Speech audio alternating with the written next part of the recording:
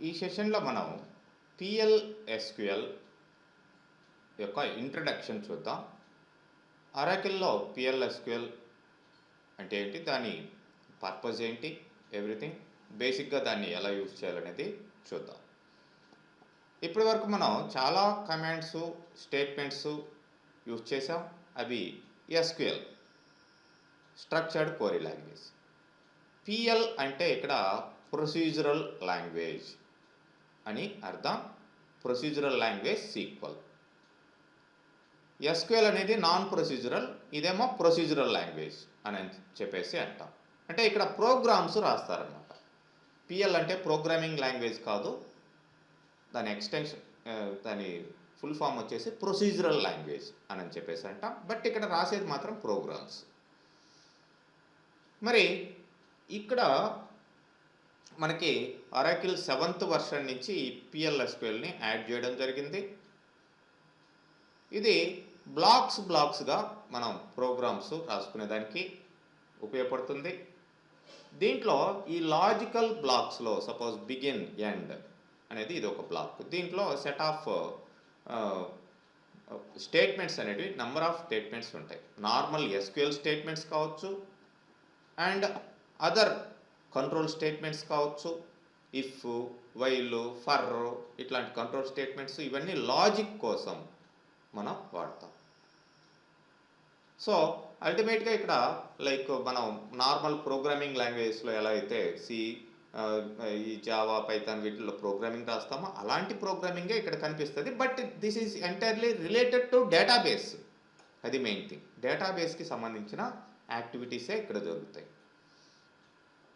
మరి ఇక్కడ ప్రోగ్రామింగ్ అనేది బ్లాక్స్గా ఉంటుంది అని చెప్పాను. మరి ఇక్కడ బేసిక్ సింటాక్స్ మనం ఎలా ప్రోగ్రామ్ రాయాలి అనేది చూసినట్లయితే, ప్రోగ్రామ్ అనగానే మనకి కంపల్సరీగా వేరియబుల్స్ అనేటివి కావాలి. ఎక్స్, వై, జెడ్ ఇట్లా వేరియబుల్స్ అనేటివి తీసుకుంటాం. అందుకనే ఫస్ట్ ఇక్కడ మనం డిక్లేర్ అనే కీవర్డ్ తోటి ఏ వేరియబుల్స్ కావాలి, వాటి యొక్క డేటా టైప్ ఏంటి. ఫర్ ఎగ్జాంపుల్ ఇక్కడ మెసేజ్ అనే ఒక వేరియబుల్ తీసుకున్నాం, దానికి డేటా టైపు varchar 2 అని ఇచ్చాం. మరి ఇక్కడ అసైన్ చేసేదానికి వాల్యూని := అని వాల్యూని అసైన్ చేస్తాం. డైరెక్ట్గా ఈక్వల్ టు అని ఇవ్వం, := స్ట్రింగ్ వాల్యూ అయితే ఇట్లా వితిన్ కొటేషన్స్లో ఇస్తాం. మామూలు సపోజ్ ENO అని ఉంది, నంబర్ ఆఫ్ సంథింగ్ 3 అని ఇచ్చాం, := సంథింగ్ 100. అట్లా వేరియబుల్స్ ఎన్ని కావాలో ఆ ప్రోగ్రామ్ యొక్క ఎయిమ్ని రీచ్ అయ్యేదానికి కావాల్సిన వేరియబుల్స్ అన్నీ కూడా ఫస్ట్ డిక్లేర్ చేసుకోవడం జరుగుతుంది డిక్లరేషన్ పార్ట్లో. ఇది ఫస్ట్ డిక్లరేషన్ పార్ట్. ఆ తర్వాత బిగిన్ అనే కీవర్డ్ తోటి బిగిన్ అవుతుంది.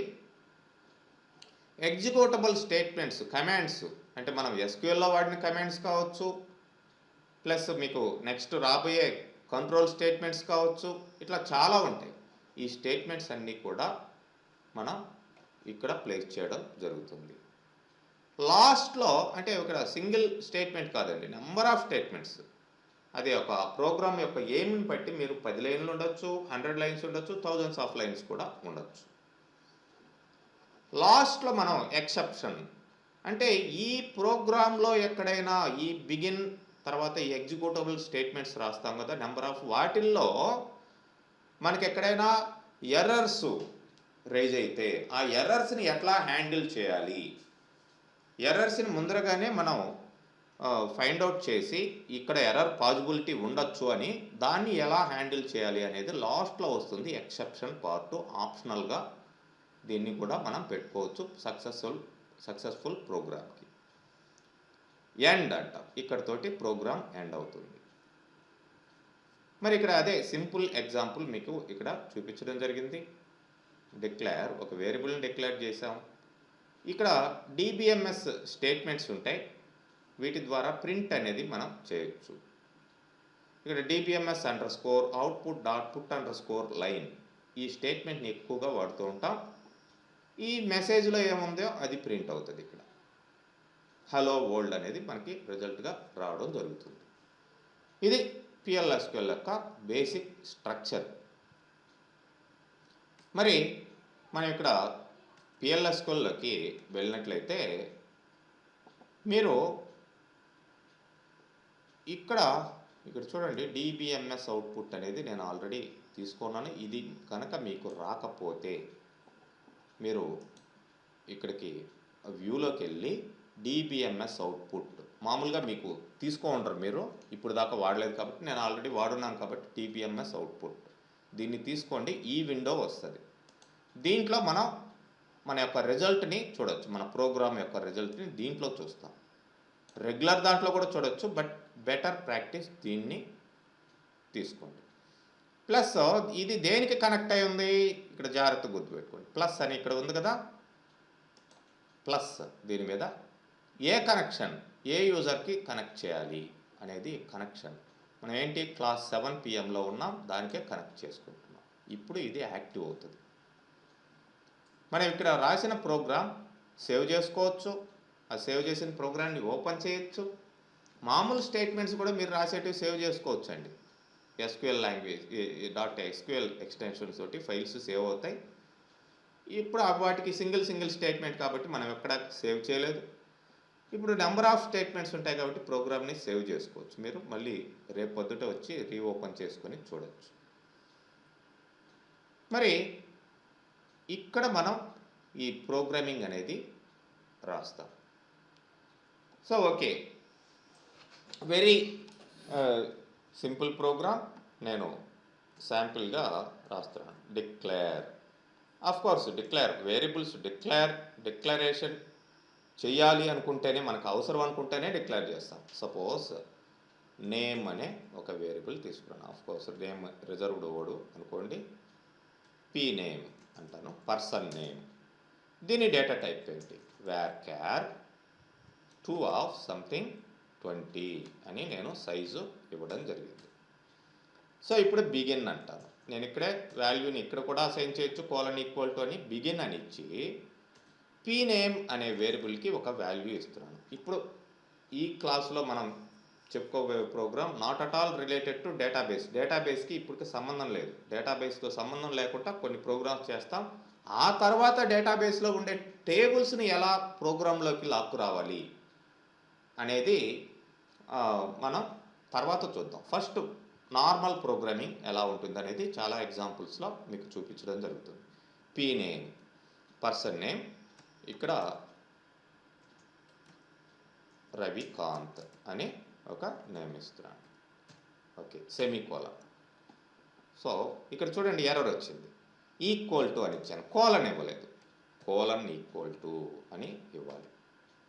ఓకే, ఇంకా ఎండ్ కాలేదు కాబట్టి మనకు అక్కడ ఎర్రర్ చూపిస్తుంది. సపోజ్ ఎండ్ అని ఇక్కడ సెమీకోలన్ పెట్టేశాను అనుకోండి, దట్స్ ఆల్. ఎక్కడ కూడా ఎర్రర్స్, రెడ్ మార్క్ ఎక్కడ లేదు చూడండి.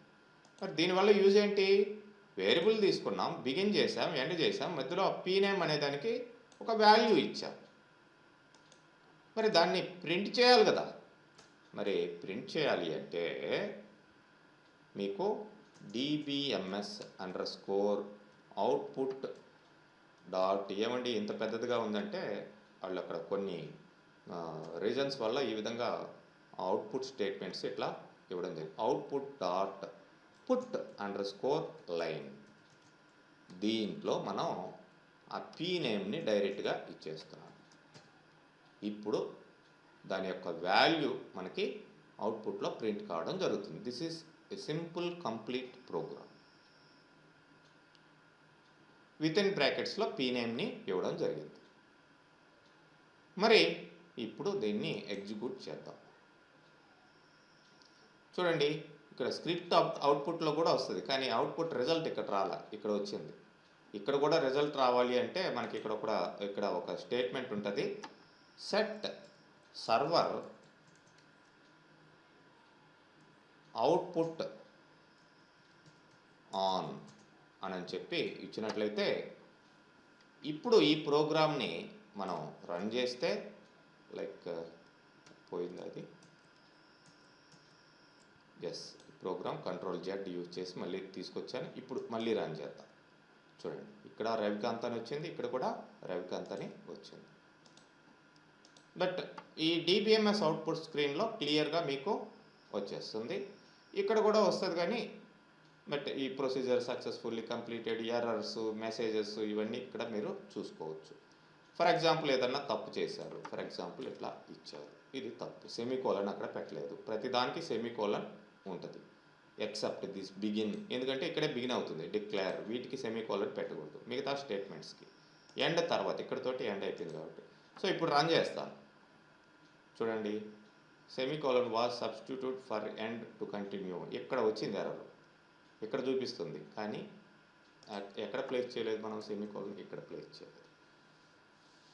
సో అది ఐడెంటిఫై చేసి ఎర్రర్ నెంబర్ ఏంటి, encountered end symbol when expecting, అంటే సెమీకోలన్ పెట్టుకుంటా ఎండ్ అని పెట్టేశారు అని దాని అర్థం, సెమీకోలను కోలన్ ఈక్వల్ టు ఇట్లాంటివి పెట్టాలి అని దాని అర్థం. ఇప్పుడు రన్ చేస్తే ప్రోగ్రామ్ రన్ అవుతుంది.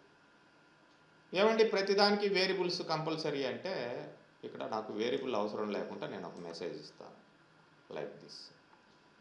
సపోజ్ ఈ వేరియబుల్ కూడా తీసేస్తాను. ఈ P9 దగ్గర నేను మామూలు మెసేజ్ విత్ ఇన్ కొటేషన్స్లో hello Oracle how are you అని ఇస్తున్నాను. సో రన్ చేస్తున్నాను చూడండి, hello Oracle how are you, simple message, begin ఎండ్కి మధ్యలో. ఇప్పుడు మనం ఇక్కడ ఉన్నట్టి ఎక్సెప్షన్ పార్ట్ పెట్టలేదు, డిక్లరేషన్ పార్ట్ పెట్టలేదు, those two are not compulsory. Begin ఎండ్కి మధ్యలో. ఏమండి బిగిను ఎండ్కి ఎండ్ లేకుండా ఇలా ఇవ్వచ్చు అంటే చూద్దాం ఏమొస్తుంది. ఓన్లీ DBMS అవుట్పుట్ అని ఇచ్చాను, అన్నోన్ కమాండ్ అని రావడం జరిగింది. సో ఈ బ్లాక్ లోపలే ఇవ్వాలండి, ఇది బిగిన్ బ్లాక్, అండ్ దీని తర్వాత ఇక్కడ ఎండ్ ఆఫ్ ద బ్లాక్. ఈ బ్లాక్లో మీరు ఈ DBMS output లైన్ని ఇవ్వాలి అనే అర్థం. PLSQLలోనే ఇది వర్క్ అవుతుంది. ఓకే, ఇక్కడ ఈ ప్రోగ్రామ్ ఏంటి అనేది కామెంట్స్ కావాల్సి ఉంటే మీరు పెట్టుకోవచ్చు. అదే ఇక్కడ మీకు కమెంట్స్ అని ఇవ్వడం జరిగింది. కమెంట్స్ డాట్ డాట్ అని ఒక లైన్ అయితే దాని ముందర డాట్ డాట్ అని పెట్టుకోవచ్చు. Dot dot this is a sample programme.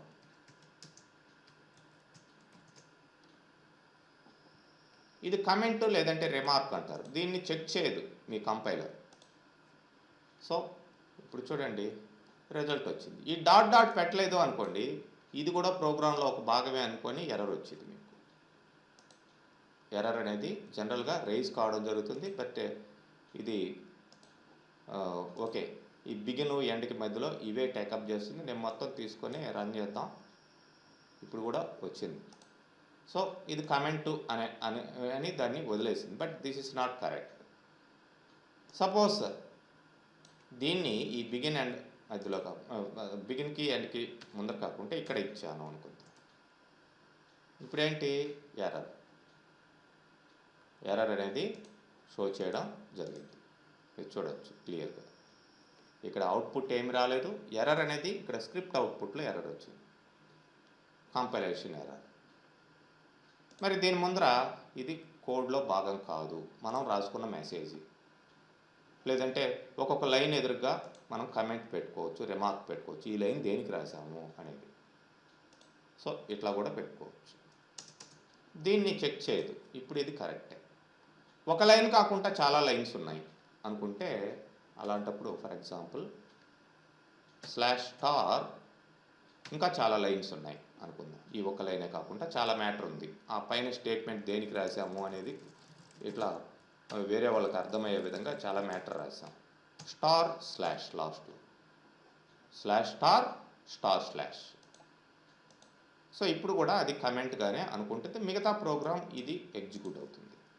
So ఎక్కడైతే రిమార్క్స్ మీరు రాయాలనుకుంటారో అప్పుడు సింగిల్ లైన్ అయితే ముందర డాష్ పెట్టండి లైన్ ముందర.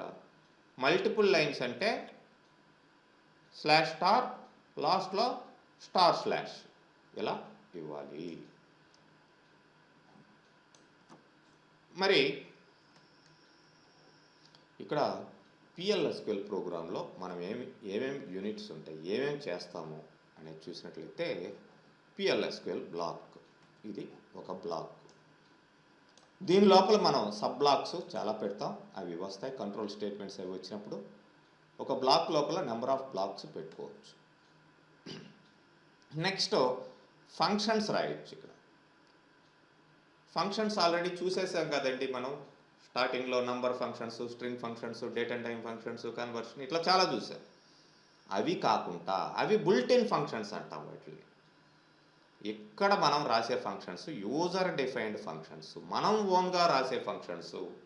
మన ప్రాజెక్ట్ కోసం మనం రాసే ఫంక్షన్స్ని మన క్లయింట్ యొక్క అవసరాల కోసం, మనం ఎవరైతే ప్రాజెక్ట్ చేయమని ఇచ్చాడో వాడి అవసరాల కోసం రాసే ఫంక్షన్స్ ప్లస్ ప్రొసీజర్సు, ఈ రెండింటి యొక్క కాంబినేషన్, రెండు కలిపితే ఇవి ప్యాకేజెస్ అని చెప్పేసి అంటాం. అండ్ ట్రిగర్స్ రాస్తాం, ఇక్కడ టైప్స్ రాస్తాం. టైప్ అంటే ఇక్కడ ఆబ్జెక్ట్ ఓరియంటెడ్ ప్రోగ్రామింగ్ లెక్క వస్తుంది. ఇవన్నీ కూడా మనం చూస్తాం ఈ ప్రోగ్రామ్ యూనిట్స్లో. ఇంకా కర్సర్స్ అని వస్తాయి. ఇవన్నీ కూడా ఈ పిఎల్ఎస్క్యూఎల్లో మనం చేయడం జరుగుతుంది. ఇక్కడ మీకు ఇంతకుముందు చెప్పాను కదా, డిబిఎంఎస్ అవుట్పుట్. ఇది ఒక separate package, enables you to display different kinds of information output, send messages, sub programs, packages and triggers. ఈ బ్లాక్స్లో నుంచి ఇంతకుముందు బిగిన్ ఎండ్ అట్లాంటి బ్లాక్లో నుంచి, లేదంటే సబ్ ప్రోగ్రామ్స్ అంటే ఫంక్షన్స్, ప్రొసీజర్స్ నుంచి, ప్యాకేజెస్, ట్రిగర్స్ నుంచి వచ్చిన మెసేజెస్ని ఇది అవుట్పుట్ చేస్తుంది. ఈ డిబిఎంఎస్ అండర్ స్కోర్ అవుట్పుట్లో మళ్ళీ చాలా ఉన్నాయి ఆప్షన్స్. డాట్ డిజేబుల్ అన్నాం అనుకోండి, మెసేజ్ అవుట్పుట్ డిజేబుల్ అయిపోతాయి, ఇంకా అవుట్పుట్ రాదు. ఎనేబుల్ అంటే ఎనేబుల్. సైజు కూడా మనం ఇవ్వచ్చు, డిఫాల్ట్గా సైజు ఇది ఉంటుంది. బఫర్ సైజ్ అంత, మెమొరీ సైజు అవుట్పుట్ ఇచ్చేదానికి. గెట్ లైన్ అంటే retrieves a single line of buffer information. మరి ఇన్పుట్ తీసుకునేదానికి ఇది యూజ్ అవుతుంది.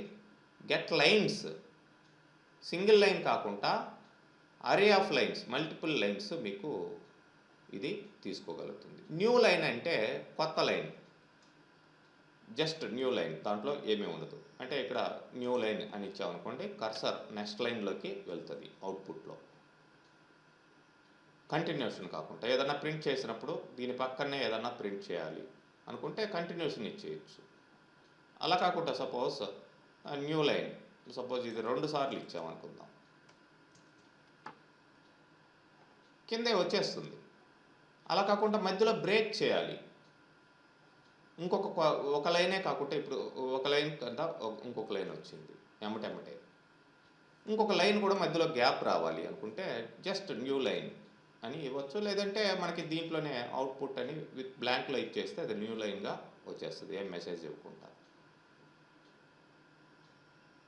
Places A partial line in the buffer. మనం వాడేది ఇది DBMS under score output dot put under score line. ఇది మనం కంప్లీట్గా వాడుతూ ఉన్నాం. దీని ద్వారా మనం వేరియబుల్స్ ఇన్ఫర్మేషన్ కావచ్చు, మామూలు మెసేజ్లు కావచ్చు, వాల్యూస్ కావచ్చు, అన్నిటిని కూడా అవుట్పుట్ మనం స్క్రీన్ మీదకి రిజల్ట్ ఇచ్చేదానికి ఉపయోగపడుతుంది. ఇదనమాట. ఈ ఎగ్జాంపుల్సే మీకు ఇక్కడంతా కూడా చెప్పున్నాం, జస్ట్ లైక్ దిస్. ఇట్లా కొన్ని ఎగ్జాంపుల్స్ కూడా ఇక్కడ ఇవ్వడం జరిగింది. ఓకే, మరి నేను సపోజ్ ఇక్కడ ఒక వేరియబుల్ తీసుకుంటాను. వేరియబుల్ తీసుకోవాలి అంటే కంపల్సరీగా డిక్లరేషన్ పార్ట్ ఇవ్వాలి. సపోజ్ నమ్ అనే ఒక వేరియబుల్ తీసుకున్నాను. నమ్ నంబర్, లేదంటే something ENO number of something, ఎన్ని డిజిట్స్ కావాలి, నంబర్ ఆఫ్ 4 అని ఇవ్వడం జరిగింది. మరి ఇప్పుడు ఈ నమ్ కోలన్ ఈక్వల్ టు సంథింగ్ 300 అని ఇచ్చాం. DECLARE. చూడండి, స్పెల్లింగ్ మిస్టేక్ ఇచ్చినా కానీ ఎక్కడో కొడుతుంది. ఎందుకు అండర్లైన్ ఇక్కడ రెడ్ అండర్లైన్ వచ్చిందని మీరు చెక్ చేసుకోవాలి. ఓకే. ఇప్పుడు దీన్ని డీబీఎంఎస్ అవుట్‌పుట్ ద్వారా ఆ వాల్యూని ప్రింట్ చేయాలి అండి. సో, డైరెక్ట్‌గా మనం ఈ నమ్ అని ఇచ్చేస్తే ఆ నంబర్ ప్రింట్ అవుతుంది అవుట్‌పుట్‌లో. చూడొచ్చు మీరు 300 అనేది ప్రింట్ అయింది. మరి 300కి ముందర ద ఎంప్లాయీ నంబర్ ఈజ్ అని మనం మెసేజ్ పెట్టి అది కూడా ప్రింట్ కావాలంటే అలాంటప్పుడు ఏం చేస్తామంటే ఇక్కడ వితిన్ కొటేషన్స్లో ది ఎంప్లాయీ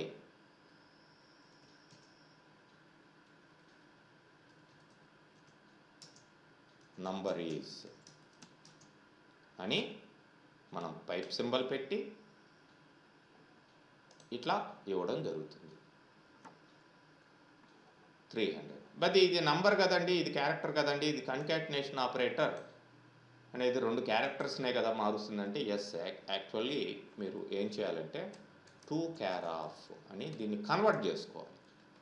ఇది బెస్ట్ ప్రాక్టీస్.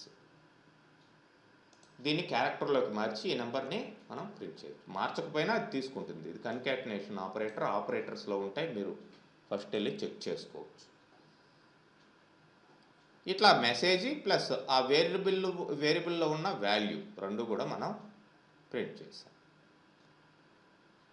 అండ్ సపోజ్ మీరు ఇక్కడ లైక్ ఈ 300 అయినా నేను మళ్ళీ మార్చాలి నెంబరు అనుకుంటే మీరేం చేస్తారంటే యాంపర్సెంట్ అని ఇచ్చుకోవచ్చు. యాంపర్సెంట్ ఈ నమ్ అంటే నంబర్ని అది ఇన్పుట్ అడుగుతుంది. ఇప్పుడు చూడండి, ఇప్పుడు ఒక డైలాగ్ బాక్స్ వచ్చింది, దీంట్లో మీరు సపోజ్ 1 2 3 అని ఇచ్చారు. ఓకే, ఆ 1 2 3నే ప్రింట్ అయింది. మళ్ళీ రన్ చేయండి, ఈసారి సపోజ్ 450 అని ఇస్తారు, ఆ 450ఏ ప్రింట్ అవుతుంది. చూడొచ్చు మీరు. నేను ఈసారి లైక్ ఎట్లా ఇచ్చాను, అదే ప్రింట్ అవుతుంది.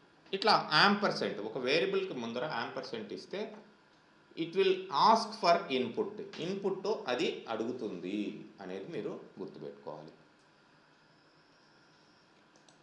నెక్స్ట్ ఇక్కడ మీరు చూసినట్లయితే సపోజ్ నేను ఒక 3 వేరియబుల్స్ తీసుకుంటాను, ఏబిసి అని. ఏ నంబర్ ఆఫ్ సంథింగ్, ఎన్ని డిజిట్స్ కావాలన్ని డిజిట్స్ తీసుకోండి. B number of something 3 and C number of something 3. A బిలకి వాల్యూస్ ఇస్తాము, సిలోకి మనం దాన్ని యాడ్ చేసి తీసుకొస్తాం. A colon equal to something 100 అన్నాం.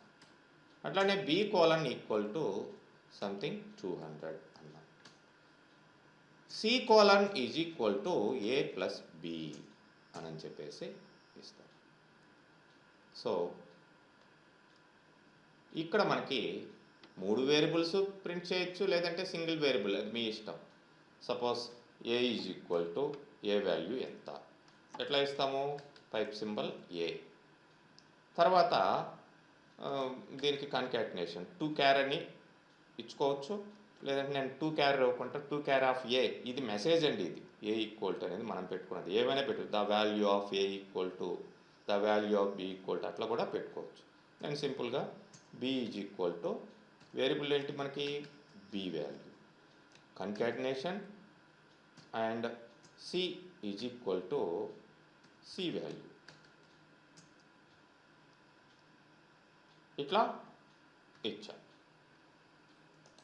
సో ఇప్పుడు చూడండి, ఏ 100, బి 200, సి 300. ఇక్కడ 2 char of A, 2 char of B, 2 char of C అని పెట్టుకోవడం బెస్ట్ ప్రాక్టీస్ అన్నమాట. ఇక్కడ ఆటోమేటిక్గా కన్వర్షన్ అయితే అయిపోయింది, అంటే నంబర్ని క్యారెక్టర్గా మార్చింది, కన్కాటినేషన్ జరిగింది. మరి ఇలా కాదు, డిఫరెంట్ వాల్యూస్ మనకు కావాలి అనుకున్నప్పుడు సేమ్ వాల్యూ కాకుండా ampersand A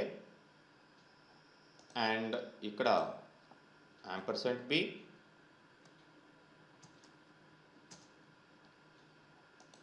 and C equal to A plus B. ఇప్పుడు చూడండి, enter value for A 1 2 3, enter value for B 4 5 6, మొత్తం కలిపితే 579 మనకి రిజల్ట్గా రావడం జరిగింది. ఏబిసిల వాల్యూస్. మనం ఈ విధంగా చిన్న చిన్న ప్రోగ్రామ్స్ చేసుకుంటూ లాస్ట్కి పెద్దవి వెళ్తాం అన్నమాట. కోడింగ్ మా డేటాబేస్ తోటి లాస్ట్లో చేయడం జరుగుతుంది. వీటి తర్వాత మనకి కంట్రోల్ స్టేట్మెంట్స్ ఎలా యూజ్ చేయాలనేది మెయిన్గా రావాలి. అదే నెక్స్ట్ రేపు క్లాస్లో కంట్రోల్ స్టేట్మెంట్సే ఉంటాయి. అవి వెరీ వెరీ ఇంపార్టెంట్. అవి మీరు ఎట్లా చేయాలి అనేది నేర్చుకుంటే దాదాపు మీకు ప్రోగ్రామింగ్ వచ్చేసినట్లే. ఇక్కడ చేసిన ప్లస్ వేరే లాంగ్వేజ్లో ఎక్కడైనా కూడా మీరు ప్రోగ్రామింగ్ చేయగలుగుతారు. వాటిని ఎట్లా అప్లై చేయాలి, ఎందుకంటే ప్రతి దాంట్లో కూడా if, while, for, go to, switch ఇట్లాంటివన్నీ కూడా కామన్. జస్ట్ ఒక సింటాక్స్ కొద్దిగా తేడా ఉండొచ్చాము, కానీ అన్ని లాంగ్వేజ్లో ప్రోగ్రామ్ అనగానే ఇవన్నీ కంపల్సరీగా ఉంటాయి. లాజిక్ అనేది వాటి ద్వారానే వస్తుంది. సో కాన్సన్ట్రేషన్గా వాటిని చేయాల్సిన అవసరం ఉంటుంది మీకు. సరే, ఇక నేను డిఫరెంట్ వేరియబుల్స్ తీసుకుంటాను. లైక్ నాకు student number and student name, name and course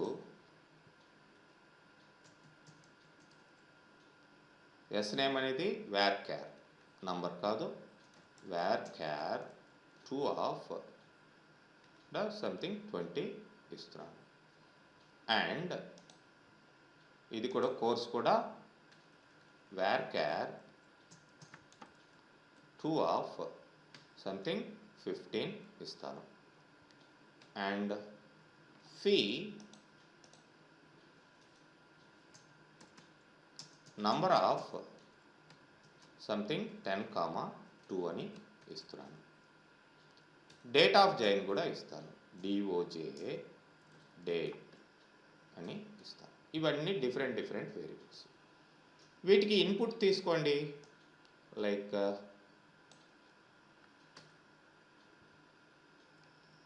SNO colon equal to ampersand SNO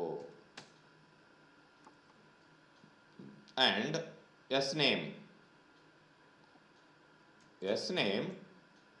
colon equal to, ఇది నేమ్ కాబట్టి విత్ ఇన్ కొటేషన్లో ampersand sname అని ఇవ్వాలి. అంటే క్యారెక్టర్ ఫీల్డ్ కాబట్టి, క్యారెక్టర్ ఫీల్డ్ అయినా డేట్ ఫీల్డ్ అయినా విత్ ఇన్ కొటేషన్లో ఇవ్వాలి.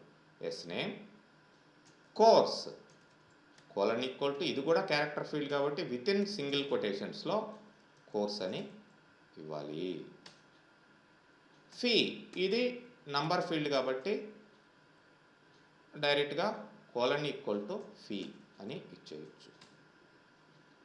And DOJ is equal to colon equal to ఏంటి, లైక్ విత్ ఇన్ కొటేషన్లో డేట్ ఆఫ్ జాయిన్ మళ్ళీ DOJ.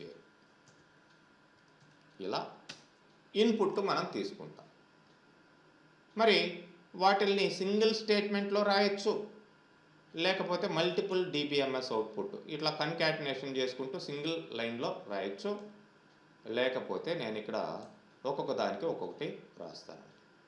లైక్ నేను ఎన్ని వేరియబుల్స్ ఉన్నాయో, ఇది లైక్ SNOకి, ఇది SNameకి, ఇది కోర్స్కి, ఇది ఫీకి, ఇది డేట్ ఆఫ్ జాయిన్కి అనుకుందాం. సో ఇక్కడ like student number is equal to type symbol SNO. అట్లానే ఇక్కడ స్టూడెంట్ నేమ్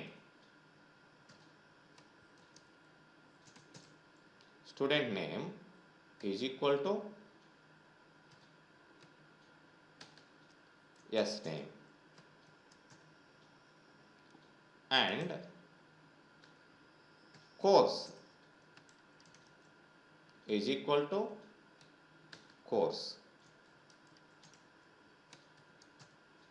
ఇవి వేరియబుల్స్ అండి, యువతల ఇచ్చేటివి. ఇదేమో మనం ఇచ్చిన మెసేజ్, ఏ విధంగా మెసేజ్ అంటే మనం ఇచ్చిన ద స్టూడెంట్ నెంబర్ ఈజ్ అని కూడా పెట్టుకొని ఇవి పెట్టు. ఈ వేరియబుల్స్ అంటే ఇక్కడ మనం ఏవైతే తీసుకున్నామో అదే పేర్లు ఇవ్వాలి, అది గుర్తుపెట్టుకోండి. Next fee is equal to fee. Next మీకు లైక్ డేట్ ఆఫ్ జాయిన్,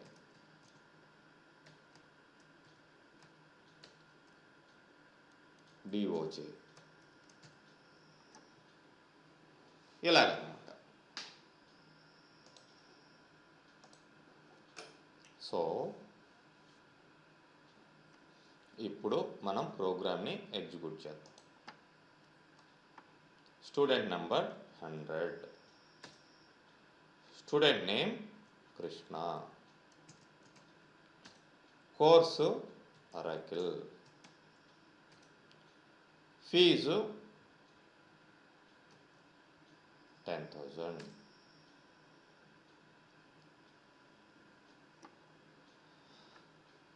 చూడండి ఏమండి, డేట్ ఆఫ్ జాయిన్ ఇవ్వలేదు కదా సార్. నో ఇక్కడ డేట్ ఆఫ్ జాయిన్ ఇవ్వలేదు కాదు, ఫీకి మనం యాంపర్సెంట్ పెట్టలా. అక్కడ డేట్ ఆఫ్ జాయిన్ ఫీ బదులు ఇక్కడ డేట్ ఆఫ్ జాయిన్ ఇట్లా తీసుకుంది, అది ఎర్రర్. చూడండి సింగిల్ దీని ద్వారా మనకి మొత్తం ఇక్కడ ప్రోగ్రామే ఇది అయిపోయింది. దీనికి కావాల్సింటే మీరు సేవ్ చేసుకోండి ప్రోగ్రామ్ని. .SQL తోటి ఇది సేవ్ కావడం జరుగుతుంది. చూడండి .SQL ఫైల్స్, మీరు దాన్ని రీఓపెన్ కూడా చేసుకోవచ్చు. సపోజ్